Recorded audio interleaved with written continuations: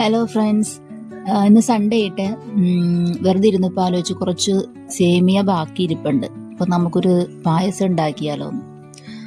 അങ്ങനെ ഞാൻ രാവിലെ മിന്നൂസിനെ ഡാൻസ് ക്ലാസ്സിൽ നിന്ന് വിളിക്കാൻ പോയപ്പോൾ കുറച്ച് കാഷ്നട്ടും മുന്തിരി ഇലയൊക്കെ വാങ്ങിച്ചുകൊണ്ട് വന്നു. അപ്പോൾ അത് വെച്ച് ഒരു സേമിയ പായസം ഉണ്ടാക്കാൻ പോകണം. അപ്പോൾ പാലൊക്കെ ഒഴിച്ചു. സേമിയൊക്കെ ആദ്യം വാട്ടി തിളച്ച് കഴിഞ്ഞപ്പോഴത്തേനും സേമിയ മിക്സ് ചെയ്ത് അതിൻ്റെ ഇടക്ക് മിന്നൂസ് വന്നിട്ട് മാന്താൻ വന്നിട്ടുണ്ടായിരുന്നു. അപ്പം അത് ഫ്രണ്ടിൽ തന്നെയാണ്.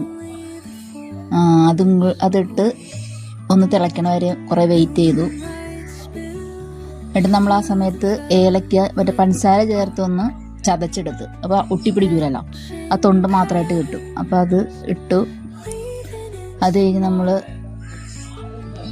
നെയ്യ് ഒഴിച്ചിട്ട് കാഷ്നട്ടും മുന്തിരി വറുത്തെടുത്തു. എന്നിട്ട് സിമ്പിളായിട്ടൊരു പായസം റെഡിയാക്കി. മിന്നൂസാണ് അത് ഒഴിക്കണത്. അങ്ങനെ നമ്മുടെ പായസം റെഡിയായി. നമുക്ക് ടേസ്റ്റ് ചെയ്ത് നോക്കാം കേട്ടോ.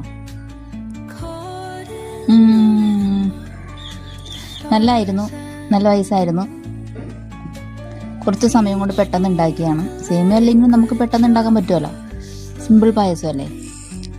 Okay guys, happy Sunday.